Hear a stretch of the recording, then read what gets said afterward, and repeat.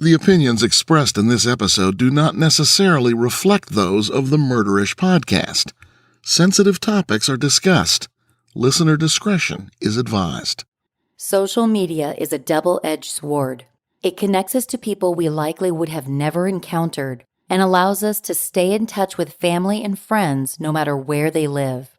As much as social media can be a tool to stay connected in a positive way, the barrier between people on social media can also be used as a way to cloak someone's true nature. In the case we're examining in this episode, both positive and negative aspects of social media were applied. The victim found refuge online and used social media as an outlet where she could explore her identity as she journeyed into adulthood. But the sanctuary she found in online communities would shift in July of 2019, with social media serving as a catalyst for unspeakable peril. Join me as I walk you through the case involving Bianca Devins.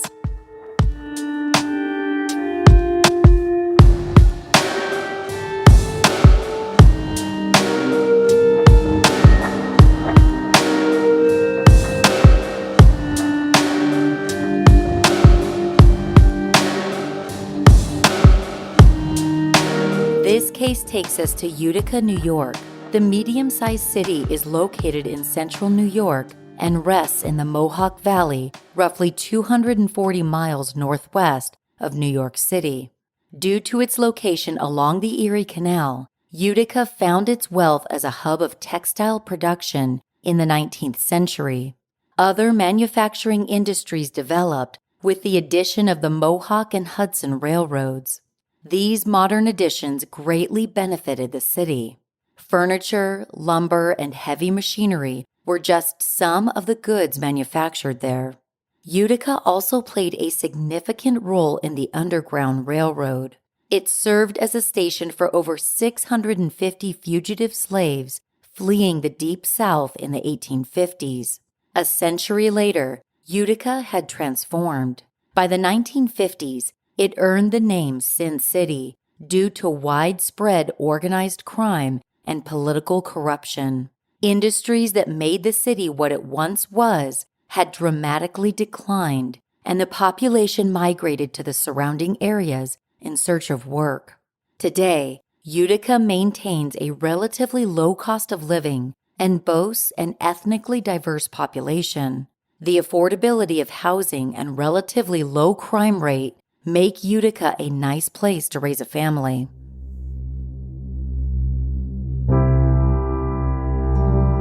Bianca Michelle Devins was a Utica native.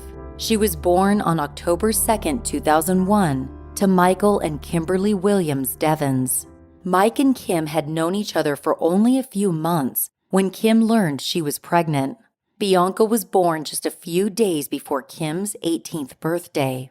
2 years later, she became a big sister to Olivia, or Liv as everyone called her. Bianca's parents split up several times.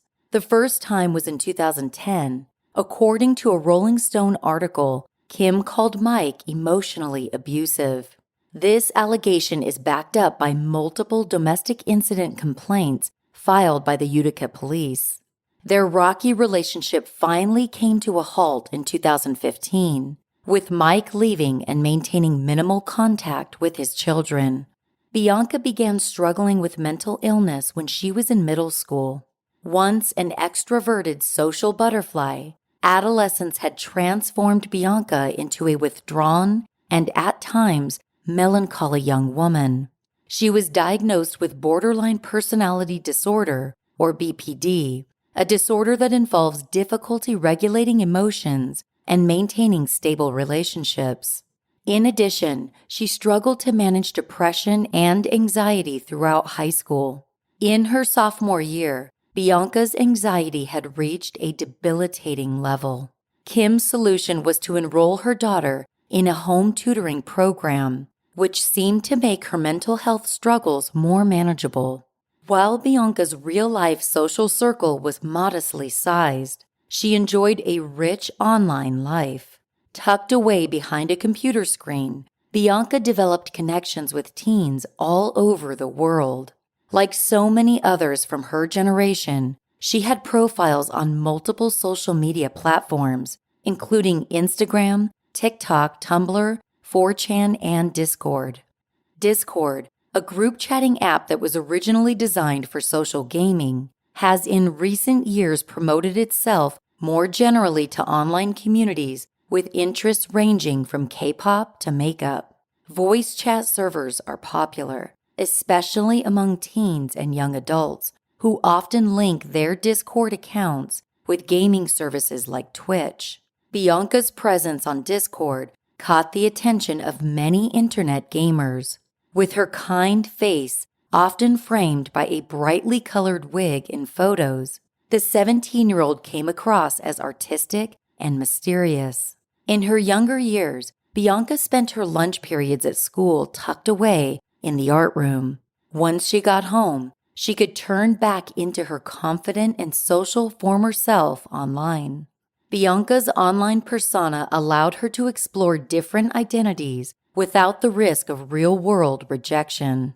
In the spring of 2019, things were looking up for Bianca. She was seeing a therapist regularly, and her mother and sister reported signs of great improvement in Bianca's mental health. High school graduation was on the horizon. After graduating Thomas R. Proctor High School, Bianca planned to attend Mohawk Valley Community College in the fall, where she planned to study psychology. When she first began therapy, Bianca cycled through therapists, struggling to click with most of them. Bianca had also started dating someone around this time. 21-year-old Brandon Clark was an Instagram admirer and Discord contact. He lived an hour west of Utica, in nearby Cicero, New York. Brandon began following Bianca on Instagram sometime in April of 2019. Because of the age difference between them, many would consider Brandon an orbiter, a slang term that refers to an older man online who showers a younger girl with attention, gifts, money, or drugs in hopes of attaining a romantic or sexual relationship with her. Sometimes these men expect nude photos. According to Rolling Stone, if the girl does anything that somehow deviates from an orbiter's perception of her, the retaliation is dramatic, usually involving being doxxed or her nudes being leaked. Brandon may not have been the typical orbiter, but he was definitely fixated on Bianca. He took screenshots of their conversations, checked her various social media accounts always, and saved countless photos of her. Bianca's mom, Kim, told Rolling Stone that Brandon had even gotten a tattoo on his leg of a playground swing, one of Bianca's favorite things. She first spotted the ink when Brandon attended Bianca's graduation party. Brandon did not present any red flags to Kim, who had met him several times when he came over to hang out with her daughter. Kim learned that his childhood had been unstable when he opened up about being cycled through the state foster care system. But to her, he seemed well-adjusted, charming even. Though Kim knew that Brandon ended up in foster care, it's likely she did not know why. In 2010, his father, Jason Clark, held Brandon's mother hostage at knife point for 10 hours. According to the Post-Standard, Jason had threatened to slit his wife's throat and then kill himself. Brandon was only around 12 years old at the time, and witnessing violence at such an important stage in adolescence can have long-term effects. His mother, Michelle, was imprisoned years later on unknown charges. While Bianca and Brandon shared a close friendship, Brandon always wanted something more.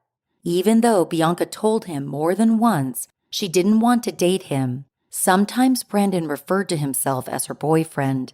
He also sent her an obsessive amount of messages. People who knew Bianca often wondered why she hung out with Brandon if she had no interest in pursuing a relationship with him. Some of Bianca's friends who spoke with the Huffington Post alleged that Brandon gave Bianca drugs in exchange for her companionship. The more likely explanation, however, is that she enjoyed his company, but just didn't think of him as a serious romantic prospect. When Bianca asked to go to a concert with Brandon, her mother had little reason to hesitate. It would be the first show Bianca attended without Kim's supervision. Kim told her daughter she could go, even though she was a little worried. For Kim, this concert outing symbolized Bianca's move toward independent young adulthood, which can be a tough transition for parents. As Kim told the Post-Standard, "I trusted Brandon, and she was almost 18, and I knew she'd go even if I said no. This way seemed much better." This concert was particularly important to Bianca.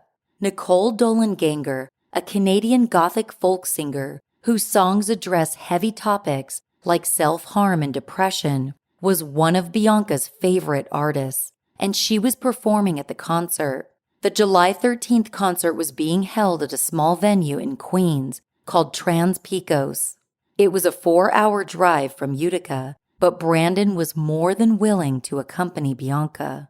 On the day of the event, Bianca spent the earlier part of the day deciding what she would wear. Around 2:30 in the afternoon, Brandon picked her up in his black SUV. Before heading out, Bianca kissed her mom goodbye. She told her she loved her and promised to check in as much as possible. During the long drive downstate to Queens, Bianca Snapchatted her mom updates of their ETA and photos of the roadside scenery. At around 7:30 p.m., she texted Kim that they had arrived at the venue and were looking for parking. That was the last message Kim would ever receive from her daughter.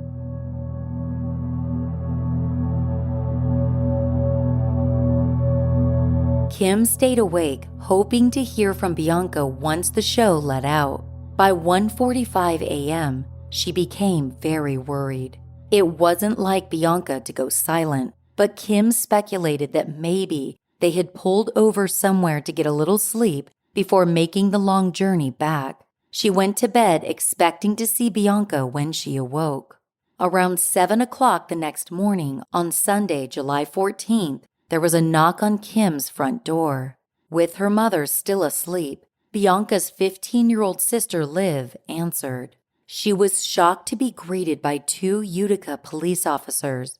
Once Kim was called out of bed, officers shared the absolute worst news a mother could receive. Bianca had been brutally murdered, and they knew without a doubt who had done it. Brandon Clark murdered Bianca, and the unthinkable crime had been live-streamed on social media.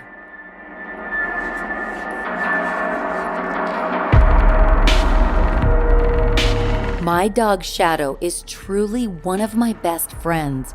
His happiness and safety mean so much to me, which is why I recently started using the Halo collar. Halo collar is a smart dog collar that trains, tracks, and protects dogs so they can run off-leash without you having to worry. With Halo, I can create fences for Shadow by walking the perimeter with his Halo collar, or I can do it in the Halo app. The fences create barriers for Shadow while he's roaming off-leash, so he stays within a certain area. I love that I can check Shadow's location from the Halo app, and it works without cell or Wi-Fi service. The Halo collar took about 5 minutes to set up, and it's given me total peace of mind knowing Shadow's status and location at all times. On top of everything I dig about this collar, it also comes with a 21-day training program that sets you up for success with your fur baby. Take advantage of this special limited-time introductory offer today. Save 20% on your Halo collar by going to shophalocollar.com/murderish. That's shophalocollar.com/murderish to save 20%. You must go to this site to get this offer, and it can only be gotten here. shophalocollar.com/murderish. One of the most stressful parts of my day is when my kids and husband look at me and say, "We're hungry, what's for dinner?" I'm so excited because I found a solution to this. Any day now, I will be receiving a full box of yumminess, and it's called Green Chef. Green Chef delivers delicious and easy-to-cook meal kits right to your doorstep, and you can choose from keto, paleo, plant-powered diets, and more. Everything in the Green Chef meal kit is pre-measured to make things much easier on you, and they use organic veggies and top-quality proteins in their meals. With Green Chef, I'll be able to whip up a tasty and healthy dinner for my family in about 30 minutes, which gives us more time to binge our favorite shows or play with our new puppy, Clipper. Do yourself a huge favor. Go to greenchef.com/murderish100 and use code murderish100 to get $100 off, including free shipping. That's greenchef.com/murderish100 and use code murderish100 for $100 off. Green Chef, the #1 meal kit for eating well. In the early morning hours of July 14th, the Utica Police Department received an avalanche of calls. Lieutenant Brian Coramato recalled to Rolling Stone, the first call was from Tennessee. Someone on Discord saw the picture of her. She appeared to be deceased with a large wound on her neck, and it said her name and Utica, New York. But before officers could even respond to the long-distance calls about Bianca, Brandon Clark himself called 911. According to the Rome Sentinel, he made his intentions clear by telling the dispatcher, there's a murder-suicide. I'm not going to stay on the phone for long because I still need to do the suicide part of the murder-suicide. He also shared his exact location. Officers soon arrived at the scene, a dead-end street in Utica, only about a mile from where Bianca attended high school. Brandon was found lying on the ground beside his SUV. As officers cautiously approached him, they were shocked when Brandon stabbed himself in the neck while lying across a green tarp. The bizarre ordeal was not over. The officers then watched in disbelief as Brandon took several selfies with his phone. With a few quick taps, he posted the photos to his Snapchat with the caption, "Ashes to ashes." Authorities soon realized the caller's allegations had been true. Bianca's maimed body lay underneath that green tarp. Her neck had been cut so deep she was nearly decapitated. Investigators would not learn just how public the murder had been until later that day. A struggle followed. The responding officers had ruined Clark's plan to die by suicide. Sustaining life-threatening injuries, he was transported to St. Elizabeth's Hospital to undergo emergency surgery. By Thursday of that week, Brandon had recovered enough to be transported to Oneida County Jail. This gave the world plenty of time to react to the gruesome murder shared across social media. A short distance away from Bianca's body, officers noticed a small fire burning. After the blaze was extinguished, they located Clark's scorched laptop and an external hard drive. They also noted the words, "May you never forget me," spray-painted on the ground, an apparent reference to a Japanese manga where the characters are in a toxic relationship. In Brandon Clark's mind, all of his actions amounted to some kind of dark, twisted romance in the vein of a Shakespeare's Romeo and Juliet. But there had been no murder-suicide pact between the two of them, just premeditated murder and a twisted dream of social media infamy. Soon after the Devins family was informed of Bianca's death, there was an outpouring of support. Family and friends rallied around Kim and Liv, filling the house with condolences and prayers. For hours, everyone gathered in the living room and silently checked their phones for any updates. The family only became aware of the grisly post-mortem photo when one of Liv's friends made a sound of complete disgust. Someone had direct messaged her a photo of Clark posing with Bianca's body. It wouldn't come to light just how widely shared the death photo was until later that Sunday. Not only had Clark live-streamed the murder on his Snapchat and Instagram stories, he had also posted images of Bianca's corpse on Discord and 4chan. These photos were shared across social media platforms, even on sites Bianca had never visited. The most disturbing photo came with a caption directed at Bianca's admirers that read, "You're gonna have to find somebody else to orbit." Other photos were captioned with the words, "I'm sorry, Bianca," and one from inside the car read, "Here comes hell. It's redemption, right?" The caption photos had originally appeared at 6 a.m. on a Discord channel Bianca had frequented, but resurfaced on different platforms and private messages between users. Disturbingly, the gory photos were also used as a tool for harassing Bianca's younger sister, Liv. In a court statement documented by CNN, Liv shared, "Many random people set their profile pictures as my sister's death photo and went on my page knowing I would, without a doubt, see it. The picture to this day continues to be sent to me, but I now have all of my social media accounts deleted." An outrageous level of trolling was targeted at Bianca's mother as well. On several occasions, random online users would attempt to airdrop the photos to the grieving mother. Luckily, every time this happened, Liv or a family friend would intervene, shielding Kim from further trauma. Hours after hearing of her death, the Devins family released a statement. According to CNN, it said, "Bianca, age 17, was a talented artist, a loving sister, daughter and cousin, and a wonderful young girl, taken from us all too soon. She is now looking down on us as she joins her cat Belle in heaven. Bianca's smile brightened our lives. She will always be remembered as our princess." Commentary on the case emerged from all sides: the media, Bianca's loved ones, anonymous social media followers, and domestic violence experts. Most commentators seemed to agree on one thing: the calculated murder itself was appalling. The fact that it had been captured in photos and live video that was shared all over the internet was unconscionable. Some news outlets believed the case turned a spotlight on a larger cultural issue plaguing America. As USA Today remarked, this case is less about social media and more about how male entitlement and toxic masculinity continue to fuel violence against girls and women.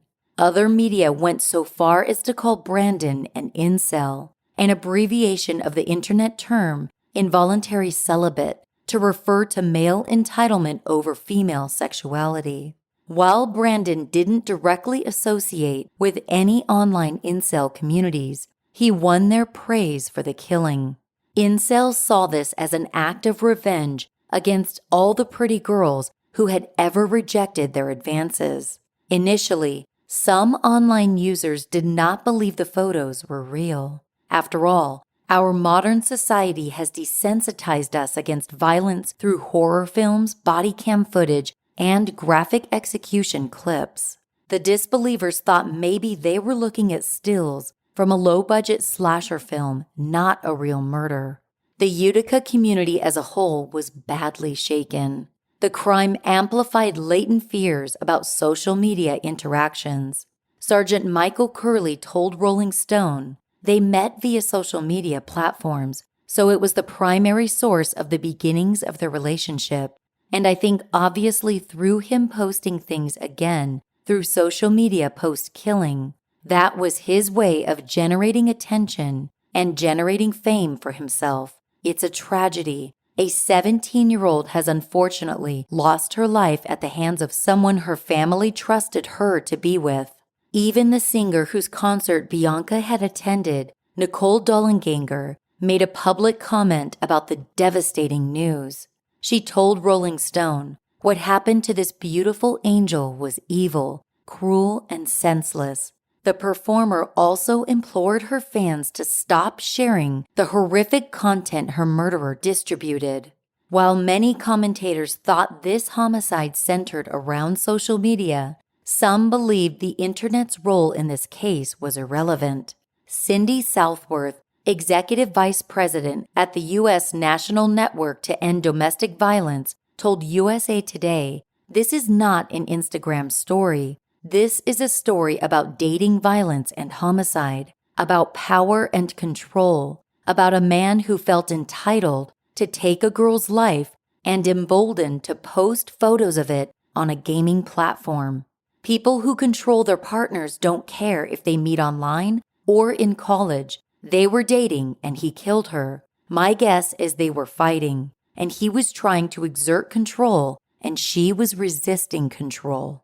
A 2017 report from the Centers for Disease Control and Prevention revealed more than half of female homicide victims are killed through intimate partner violence. There is no record or testimony that Brandon was physically abusive to Bianca in the past, but experts argue his obsessive behaviors are often a form of abuse. Southworth also concluded that Brandon's need to taunt Bianca's followers indicates he is an abuser. She told USA Today, "It's about dominating her world and wanting to be the only person who is important." Maureen Curtis, vice president of Safe Horizon, another domestic violence nonprofit, shared her take with Rolling Stone. She said, "It's really the ultimate action of having control. It's saying, I have control. I'm going to show you I have control here. I'll kill you, and then I'll videotape you and show it to others so they'll see what control I have over you." It's not just hurting her by killing her, but hurting the people who love her. While Brandon's character was being publicly evaluated, a larger question loomed. Why were the post-mortem photos allowed to remain on social media long enough for people to save and share them?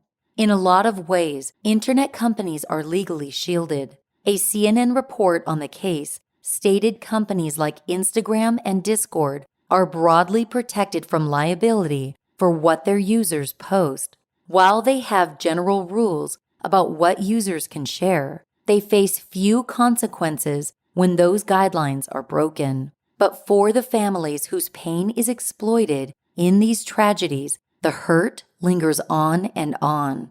The decision to remove posts flagged for violating user guidelines rests solely with a specific platform's content moderators. With millions of users on each site, many argue that it is difficult to police offensive posts in a timely manner. A rep from Discord told CNN, "We are shocked and deeply saddened by this terrible situation. We are working closely with law enforcement to provide any assistance we can. In the meantime, our hearts go out to Bianca's family and loved ones." By Monday, the Discord server where Clark had posted the videos and photos was no longer accessible. His homicidal exhibitionist stories on Instagram and Snapchat had expired past their 24-hour window, and his Instagram account had been removed indefinitely. Prior to removal, his Instagram profile confirmed Clark's intent to die by suicide with the heading October 6, 1997 to July 14, 2019. Just know that I feel no pain now. An Instagram spokesperson released a public statement to CNN that said, "Our hearts go out to those affected by this tragic event. We are taking every measure to remove this content from our platforms." To Kim Devins, the response from social media companies was unacceptable. She commented to the Post Standard, both Instagram and Facebook overstated how quickly they took the pictures down. There were pictures found on Facebook well into September, buried in comments and cover photos. I posted a tribute to Bianca with music. The post was immediately muted due to copyright. However, the graphic and violent photo of my daughter after she was murdered was allowed to be spread. Kim was not the only one frustrated. Other social media users took it upon themselves to start the hashtag RIP Bianca, which quickly started trending on Twitter and Instagram. In the weeks following the murder, merely typing Bianca Devins into a search engine could take someone directly to the disturbing photos. With the new hashtag, the violent images would gradually be replaced by messages memorializing Bianca. Kim also set up a Facebook group called Remembering Bianca Devins, where people from all over the world could gather to rejoice in memories of Bianca and share artwork inspired by her. A few members created photo art, taking recent images of Bianca and surrounding her with pink clouds, her favorite color. Thanks to Bianca's supporters, these types of images eventually replaced the gory ones in searches and social media posts. It provided Bianca's loved ones some comfort to remember the wonderful person she was instead of dwelling on how violently her life had been taken away. A vigil was held in Bianca's honor in the days leading up to her funeral. Over 300 people attended the funeral service.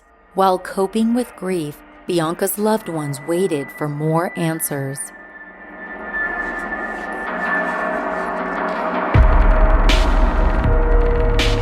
I've been taking Gainful nutritional supplements for about a month now, and here's why. When I took the 5-minute quiz on Gainful's website, my dietary needs and unique physiology were taken into consideration in order to provide me with a personalized formula of supplements that would assist in achieving my unique fitness goals. I knew I'd be getting high quality and effective supplements because Gainful's products are formulated by their on-staff registered dietitians. Remember the days of walking into a nutrition store and crossing your fingers that the person behind the counter knew which supplements would actually work for you? Those days are over. With Gainful, you'll get effective supplements that are backed by pro-level exercise scientists who sit on Gainful's Science Advisory Board. Plus, as a Gainful customer, you can consult with your own registered dietitian who is available anytime to answer your questions. And on top of all of this, I love that there are no artificial flavors, colors, or sweeteners in my Gainful supplements. I stay hydrated and fueled by Gainful's clean ingredient nutritional supplements, and they taste so good.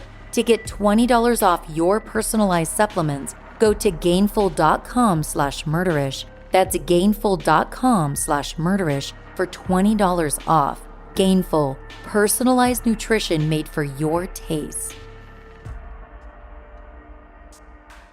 Looking for a foundation that can multitask as well as you? Maybelline's Fit Me Matte and Poreless Foundation is it. What does it do? More like, what doesn't it do? It's oil-free and non-comedogenic, so it won't ever clog your pores. It controls shine for a full 12 hours. It refines your pores so your skin looks smooth and perfected. It's lightweight and breathable, so your skin will never feel heavy or cakey. And it comes in 40 shades. 97% of women found their perfect shade. It's obvious why Fit Me Matte and Poreless is America's #1 foundation. Buy yours now in a bottle or pouch at Amazon.com. An investigation led by Utica Police Sergeant Michael Curley soon revealed the severity of the crime.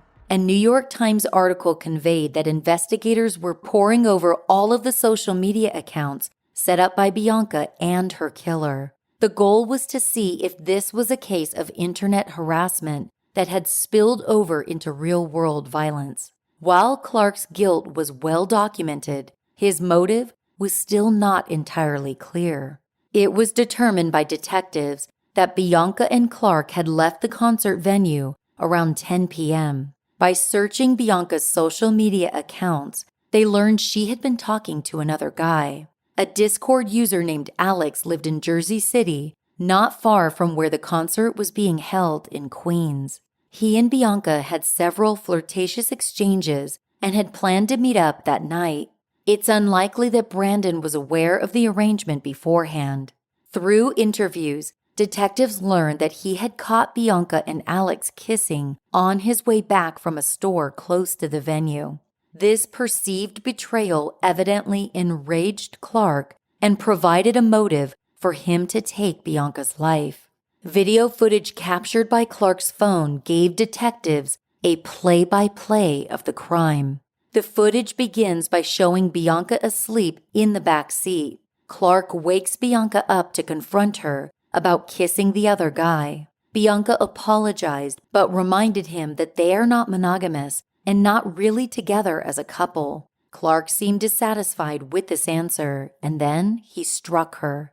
Bianca can be heard pleading with him to take her home. She even threatened to get out of the car and walk. In a news release published in USA Today, Utica police shared, the investigation revealed that the argument progressed until the male produced a large, black-handled knife and used this to inflict the injuries that caused her death. Clark had retrieved the knife from his trunk earlier that day and hid it on the door side of the driver's seat. Although Kim Devins has purposely never viewed the footage, she told Rolling Stone, "I was told that he really caught her off guard. She had no clue what was coming. She had no time to fight or defend herself." But this was not a crime of passion. It was obviously an impulsive retaliation against a girl who rejected Clark. Aside from the knife used to kill Bianca, officers also found several other knives, rope, and digging tools at the crime scene, all indications that there was some pre-planning involved. Investigators had also explored Clark's internet search history. In the months leading up to the crime, he had searched methods of killing someone. According to Rolling Stone, his mother Michelle argued the research can be explained away by his plan to die by suicide. To detectives, all of the evidence suggested the murder had been carefully planned. The only aspect that had not gone according to plan was Brandon's suicide. He had struggled against the officers and EMTs who rushed to save his life. He never thought he would live to face charges for his crimes. After his surgery, Clark pleaded guilty to the charge of second-degree murder. This avoided the need for a trial by jury, which came as a relief to Bianca's family. Kim Devins told Rolling Stone, "It was bad enough that we had to sit through in court, the details we had to hear. I can't imagine sitting through a trial and having to go through that." According to the publication, if the case had gone to trial, the family would have been subjected to the video footage Clark captured on his phone, which was mounted to the car's dashboard. Michelle Clark, Brandon's mother, said that her son pleaded out of a trial to spare Bianca's family. Lieutenant Coramato, however, held a more cynical perspective about the plea. He told Rolling Stone, "My personal opinion is it's more or less self-preservation. He's trying to get more of his story out there, and the video would not benefit him in that regard." Trial or no trial, Rolling Stone stressed the importance of the footage, which shed light on Bianca's final moments, as well as what prosecutors believe to be one of Clark's motives for the crime, that he took her life in part because he was incensed she would not agree to a monogamous relationship with him. Kim Devins agreed with the assessment of Clark's motive, finding it likely that he had an attitude of, "If I can't have her, no one will." A sentencing hearing was originally scheduled for November of 2020. Due to the COVID-19 pandemic, it was postponed to March of 2021. Clark used this extra time to set up another hearing in an attempt to retract his original plea. In October of 2020, he appeared before Judge Michael Dwyer at the Oneida County Court. Under New York state law, the court can decide whether to allow a defendant to reverse a guilty plea. After entering his plea, Clark had a change of heart and thought he'd have better luck with a jury trial. He argued that his former defense attorney had not informed him of a possible psychiatric defense known as extreme emotional disturbance, or EED. Clark claimed that he had been misled and pressured into entering a guilty plea without being presented with all of the options. The Observer-Dispatch documented Judge Dwyer's comments before he rejected the reversal.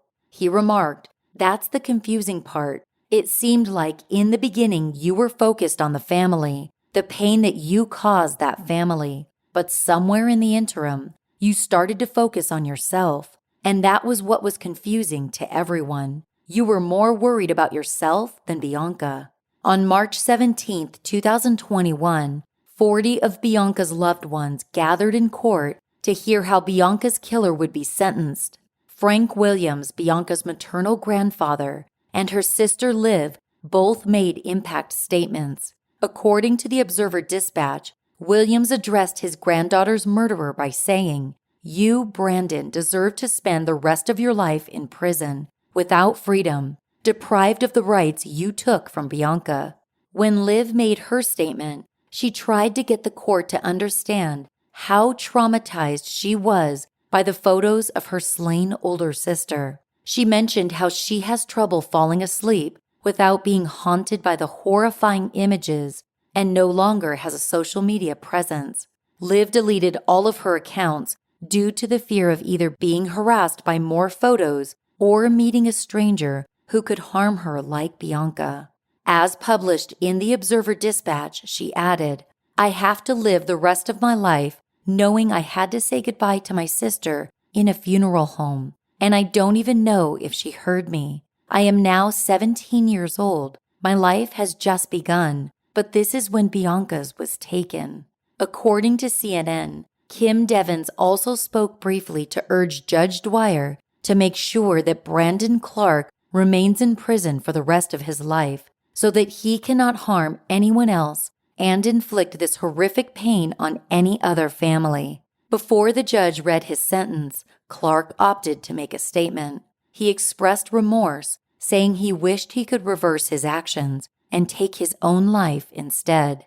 He is quoted in the Observer-Dispatch as saying, "How do you meaningfully apologize for doing something so horrible, so irreversible? That's the worst part. I can't take it back. I hate myself for what I did to her. I don't understand how I could do something like that. It disgusts me."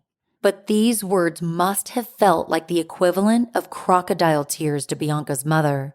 According to the Post-Standard, Kim heard about an interaction that completely contradicted Clark's supposed remorse.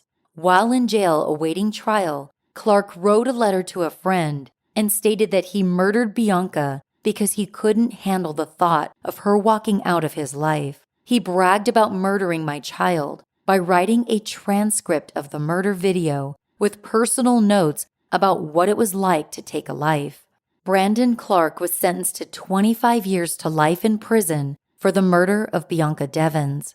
The earliest he will be eligible for parole is in 2046. It will be up to Bianca's family to appear before a parole board at the time to argue in favor of keeping him behind bars. While the family felt a sense of closure with Clark's incarceration, they of course knew it would never bring Bianca back. Kim Devins shared with the Post-Standard, "With the death of your child comes the most unimaginable, indescribable pain, a pain that time cannot heal and only seems to worsen. Life without Bianca will never be the same. Our family will never again be complete. My entire adult life, I have been Bianca's mom. Without her, I don't know who I am. Bianca was not only my daughter, she was my best friend." Several months after Bianca's death, Kim Devins worked with her congressman, Representative Anthony Brindisi, to develop a congressional bill. The legislature deemed Bianca's law would hold social media companies accountable for displaying graphic content. According to the Legal Monitor, Bianca's law proposed to require social media companies to establish an office dedicated to identifying and removing violent and gory content that violates such companies' social media platform content moderation standards. Although the bill made it all the way to the House in September of 2020, unfortunately, it didn't go any further. The bill expired in a previous Congress before receiving any votes. Perhaps far-reaching legal changes won't come right away, but the Devins family has already made a lasting impact on the life of Tiana Guzman. She was the first recipient of the Bianca Michelle Devins Memorial Scholarship Fund, specifically for students pursuing a degree in psychology so they can continue Bianca's dream to help adolescents with mental illness. According to the Community Foundation website, Guzman studies child psychology at Utica College and will use the scholarship to pursue graduate study in art therapy. Remarking on the scholarship, Kim Devins commented to the Observer-Dispatch, "Our family created this scholarship with the Community Foundation so that Bianca's dream would be carried on through others." When asked by other parents for advice on how to protect their kids against violent predators like Clark, Kim was at a loss. She told Rolling Stone, "I don't have any advice because he was so meticulous and good about hiding who he was. His own family can't figure out how this goofy, nerdy, funny boy they raised turned into a monster. So if his own family didn't see anything scary, how could we? That's the scariest part of this."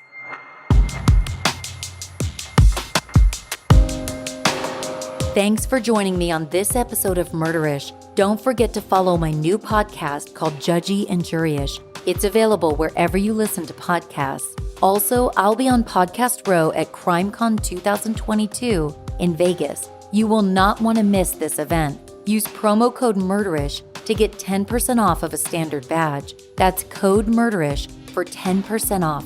See you at CrimeCon next year. Check out murderish.com if you want to buy Murderish merch like t-shirts, face masks, and more. If you can't get enough Murderish, subscribe to our Patreon service to get immediate access to bonus content only available to Patreon subscribers. There's a link to go behind the scenes and become a Patreon subscriber at murderish.com. Thank you to Samantha R. and Nadia F. for becoming Murderish Patreon subscribers. I appreciate you both. If you haven't joined the Murderish Facebook discussion group, do it. We have so much fun in there. You can also find me on Instagram at Murderish Podcast and on Twitter at Murderish Pod. If you'd like to support the show in other ways, tell a friend about Murderish or rate the show and write a review in your favorite podcast app. Murderish is mixed and mastered by John and Jessica Buchanan of Audio Editing Solutions. Music is by Nico of We Talk of Dreams. This episode was researched and written by Alison Schwartz. Stick around after the closing music to hear a promo for Unforbidden Truth podcast. You'll also hear a list of sources used for this episode. As always, Ishers, thank you for joining me on another episode of Murderish. And remember, listening to this podcast does not make you a murderer. It just means you're murder-ish.